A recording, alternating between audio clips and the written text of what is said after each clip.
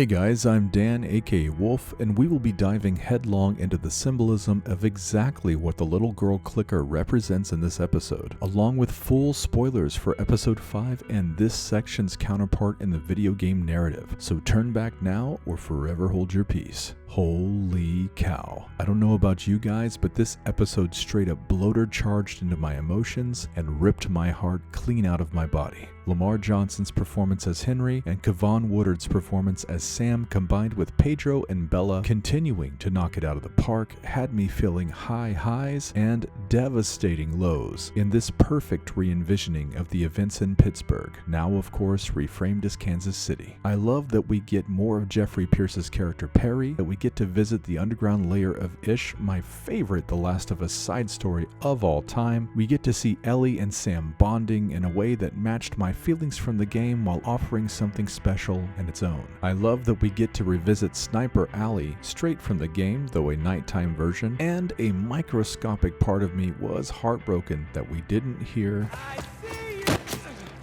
But that's okay because we got an infected Royal Rumble, not only featuring a bloater, but also debuting a terrifying little girl clicker. And more on the symbolism of her later. But we get this amazing performance from Henry and Sam that turned my eyes into Niagara Falls and made me an absolute mess. Once again, for me, this winning recipe of having those familiar story beats from the game blended with fresh and new aspects is working for me on such a high level. For as serious as this episode was, I really love how humor was blended into some high moments of tension. I don't know what the next step is with something like this, but if I lower my gun, we didn't hurt you, so you don't hurt us, right? That's right. It's a weird fucking tone, man. That's just the way he sounds. He has an asshole voice. Joe, tell him he's okay. Everything is great. Dude.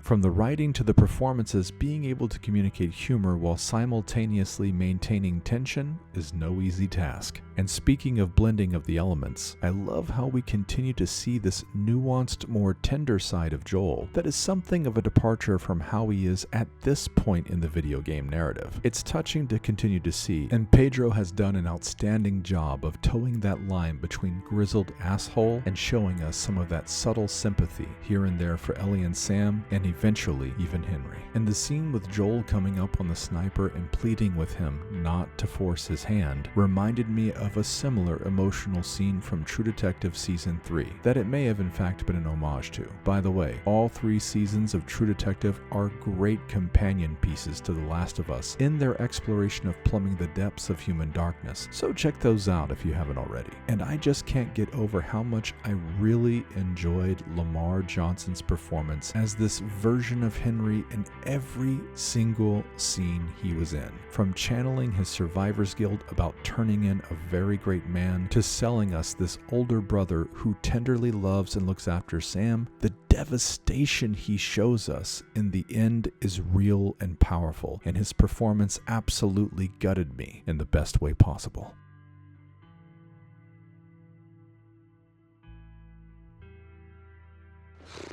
Okay. We need to lighten the mood. In my video last week, I invited you to speculate with me about what lies beneath the rippling ground in episode 4. And the morning before this episode aired, I posted a fun little poll to see what everyone's guesses were. And while it did not turn out to be the heart of this area's mycelium network with a bloater bodyguard, I love that we were rewarded with a royal rumble of infected instead, that perfectly meshed with everything happening in the narrative. I love that they worked with physical actors from the Planet of the Apes films to give us a more organic feeling of infected swarming out of the hole, instead of doing all of that with CGI. And of course, it was amazing to see our very first on-screen bloater, even if our boy Perry was unable to endure and survive this encounter.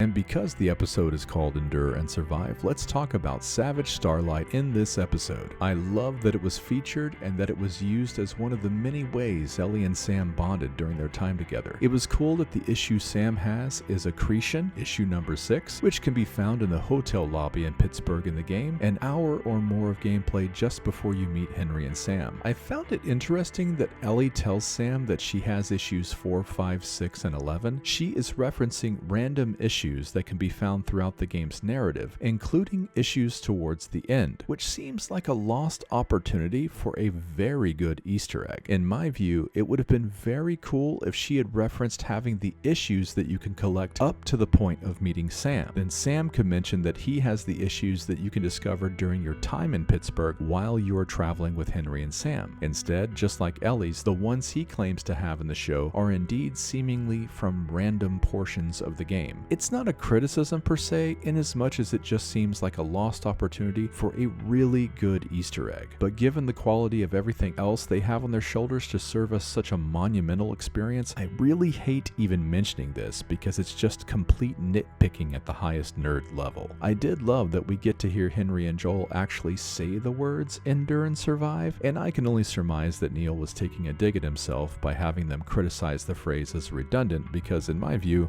it's not a redundant phrase, as those two words only become synonyms of each other when you use the second definition of endure. But neither here nor there. Ellie and Sam's bond throughout this episode was familiar to us from the games, but I loved how it was also its own thing, given both the nature of their age difference in this version and the fact that Sam is deaf. Keivonn gave us an amazing performance as Sam, as did Bella in all of her readings of the comics, playing with him and also trying to learn how to sign. I really enjoyed the device of the magic slate toy that they used for Sam, something I haven't seen since I was a little boy in the 1980s, and how they used this specifically to recapture that super important final conversation between Ellie and Sam from the game worked so well. I was super surprised when Sam revealed his wound early to Ellie, and even more surprised when she tried to use her blood as medicine. Neil and Craig actually had me going for a moment where I entertained the idea that in this version, maybe he would survive, which just resulted in my heart being absolutely ripped out again, just like it was when I first experienced the narrative 10 years ago. Masterfully done, good sirs, masterfully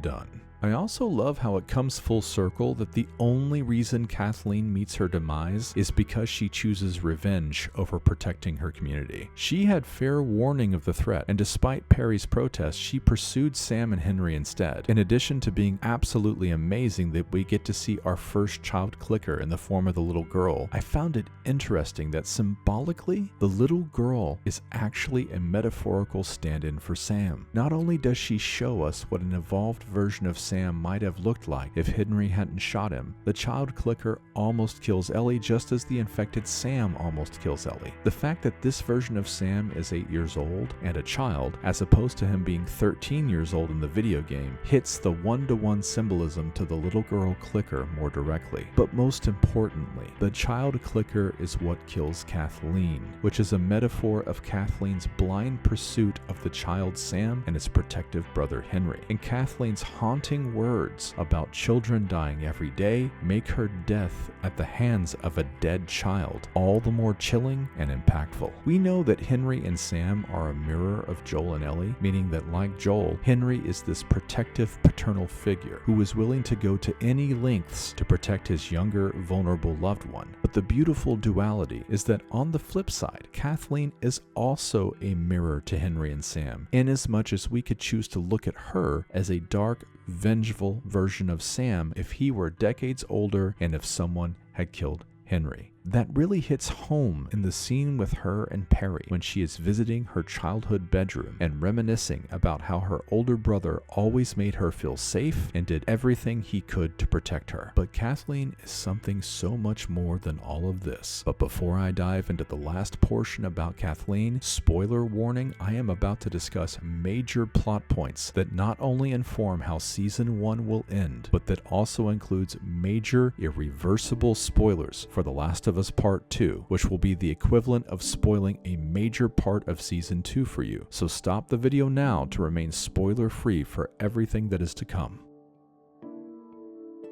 Kathleen is so much more than what we have already discussed in that she represents and foreshadows the cycle of violence that fully consumes Abby Anderson's pursuit of Joel and Ellie's chain reaction pursuit of Abby in Part 2 when Kathleen tells Henry, "I know why you did what you did." This is a nod to Ellie telling Abby, "I know why you killed Joel. He did what he did to save me." Certain parts of the music playing in the background of Kathleen's childhood bedroom even sounds similar to the Last of Us Part 2 soundtrack song, Eye for an Eye. Kathleen goes on to ask Henry, did you ever stop to think that maybe Sam was supposed to die? This would be like Abby asking Joel the same question about Ellie. And when Kathleen asks Henry, do you think the whole world revolves around him, that he is worth everything? This really struck me when you think about Joel choosing to save Ellie and potentially condemning the entire world in the process. What do you think about everything that transpired in this episode? Be sure to let me know in the comments below. Well, that's all I have to say for now, friends. Until next time, I will catch you in the wilderness of the mental.